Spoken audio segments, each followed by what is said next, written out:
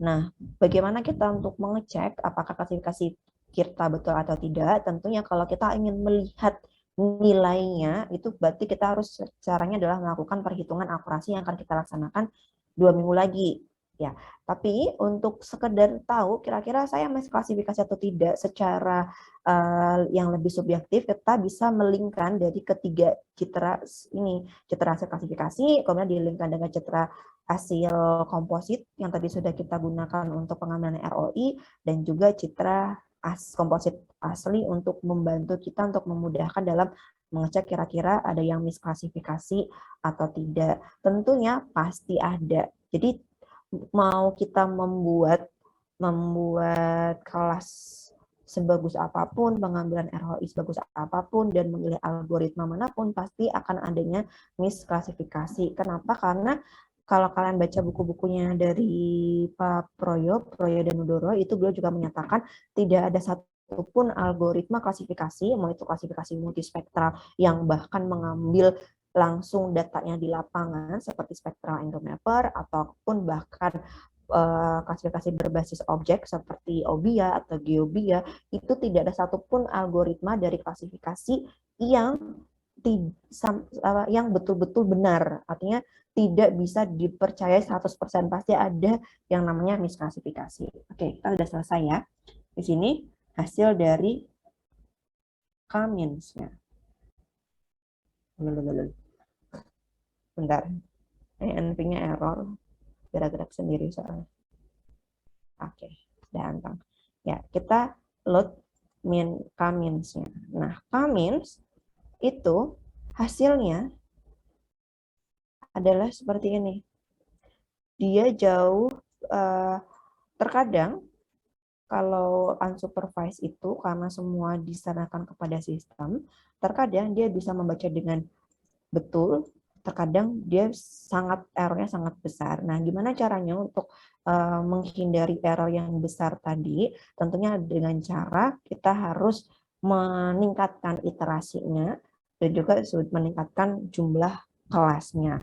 Nah, kalau Cummins itu tidak seperti klasifikasi supervised yang lainnya, karena kalau yang unsupervised kita tidak punya rules kelas 1, tidak punya rules yang artinya kita tidak tahu nih warnanya ungu ini artinya apa, hijau ini seperti apa, ini itu adalah objek. Ya sudah, berarti ini kelas yang hijau ungu. Ini adalah kelas hijau, kelas coklat, kelas biru, kelas kuning. Sudah ada 5 ya, tapi sebutkan tadi. Sudah kita 5, 9. Nah, berarti ada kelas-kelas yang dibentuk atas dasar perhitungan statistik yang dilakukan secara otomatis oleh sebuah sistem, yaitu NV ini. Jadi memang kalau menggunakan unsupervised, hasilnya tentu tidak akan sama seperti yang supervised. Ya, kita linkkan menggunakan yang link 1. Ini adalah objek, misalkan nih objek yang tanah terbuka di sini. Nah, ya, saat kiri yang objek Windows 1, Windows 2, Windows 3, Windows 4 tidak betul-betul sama persis hasilnya. Tapi kita bisa melihat sekilas bahwa klasifikasi supervised maupun klasifikasi unsupervised akan memiliki pola hasil klasifikasi yang hampir sama. Perhatiin nggak di sini nih? Ini kan tanah terbuka nih di sini. Ini juga tanah terbuka, bentuknya agak mirip daun ya. Ini. Nah, ini juga ternyata pada klasifikasi yang supervised, dia juga bentuknya mirip dengan daun. Yang sebelah kanan, yang unsupervised juga mirip dengan daun. Kemiripan itu pasti ada, tapi pasti akan ada objek-objek kecil atau piksel-piksel kecil di sekitarnya yang misclassified atau terkelaskan tidak sesuai dengan peruntukannya. Mungkin nanti kalau kita mulai nanti betapa pentingnya meskipun ini 1 piksel 2 piksel yang meleset yang akan mempengaruhi besarnya akurasi. Nanti ya 2 minggu lagi kita akan melakukan klasifikasi, akan melakukan perhitungan akurasi assessment dengan menggunakan metode confusion matrix. Nah, begitu ya untuk klasifikasi untuk hari ini. PR-nya adalah silahkan kalian lanjutkan untuk klasifikasinya supervised parallel epipet dan juga maximum likelihood. Dan juga untuk unsupervised silahkan dilanjutkan untuk ISO datanya. Begitu ya. Kemudian jangan lupa lagi setiap tahapannya, setiap tadi saya nyontohkan tadi, di screen capture, kemudian di paste di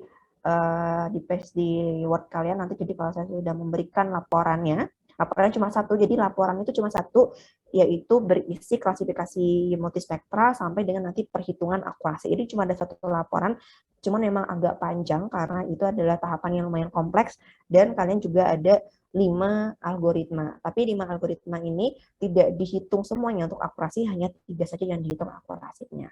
Begitu ya. Untuk akurasi nggak usah dibahas dulu, sekarang kita akan bahas di 2 minggu lagi. Sampai sini ada yang mau ditanyakan lagi? Jam berapa? Udah hampir jam 9 ternyata. Oke, kalau tidak lagi yang ditanyakan, oh ya, gimana? Berarti cara yang supervise yang paralel sama yang lain tadi caranya sama kan? Berarti Iya, yang caranya ditengok tapi pasti beda warna lagi gitu kan? Oke. Nah, tadi kan saya sudah contohkan untuk pengambilan ROI-nya. Nah, enaknya ROI ini ketika kita ingin menggunakan atau menerapkan klasifikasi dengan metode yang lainnya, mau kita menggunakan parallel epipet ataupun maximum likelihood, kita tidak perlu mengambil ROI lagi. Jadi ROI itu cuma sekali ngambil saja.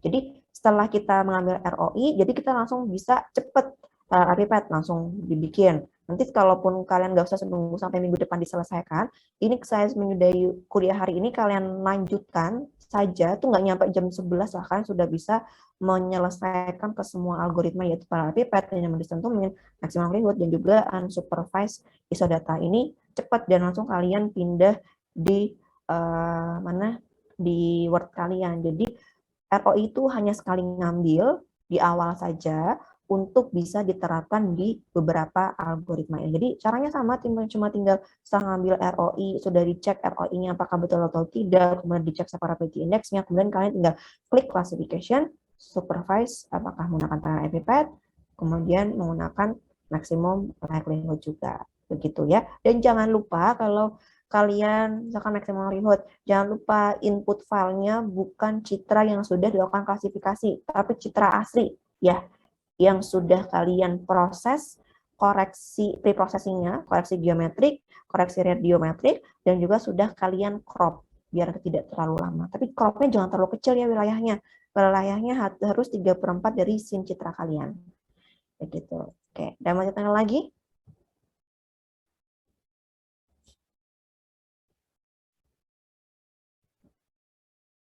Oke, kalau tidak ada yang ditanyakan, silahkan dilanjutkan setelah ini.